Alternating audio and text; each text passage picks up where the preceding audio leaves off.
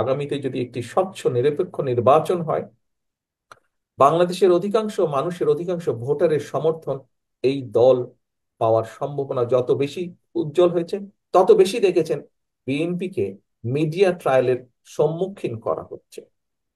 আজকে সকালেও আহ দেশে কয়েকটি পত্রিকায় কিছু ঘটনা দেখলাম।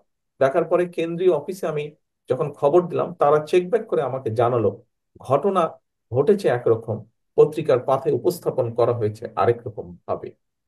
প্রিয় সহকর্মী বৃন্দ, এই বিষয়গুলো আপনারা সুন্দরভাবে, আরো পরিষ্কারভাবে যুক্তিতর্ক দিয়ে আপনারা তুলে ধরতে সক্ষম।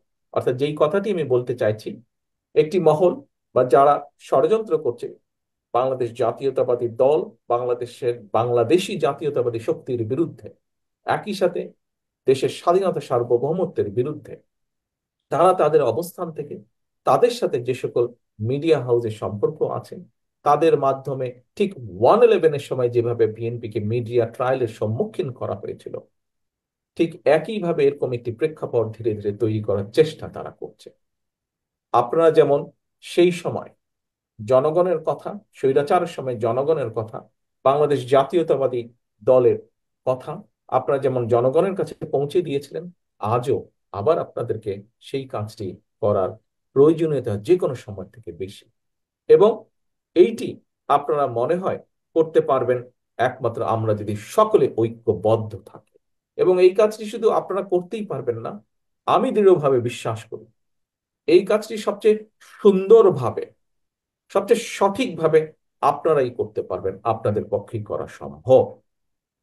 এখানে একজন বক্তা বলেছেন নতুন ভোটার যারা, উনি একটি সংখ্যা বলেছেন, এবার 45% হতে পারে টোটাল ভোটার, যে এরা কি, তাদের কি চিন্তা ভাবনা, এইগুলো আমরা এখনো সঠিক জানি না। আমি তো মনে করি এই যারা নতুন ভোটার, এদের কাছে যুক্তি তর্ক সকল কিছু দিয়ে আপনারা তাদেরকে মোটিভেট করতে সক্ষম।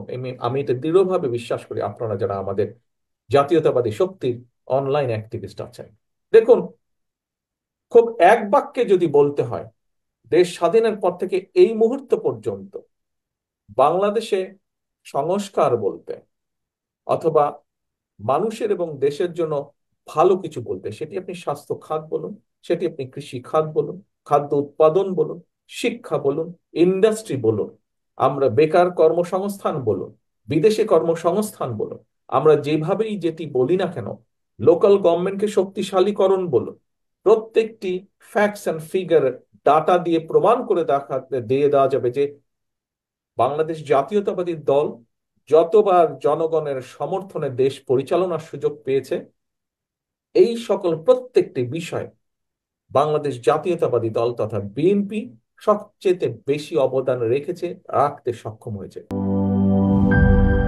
মাঠের অলরাউন্ডার আমি, আর ঘরের all rounder Tylox. Tylox toilet cleaner, clean মানেই টাইলক্স।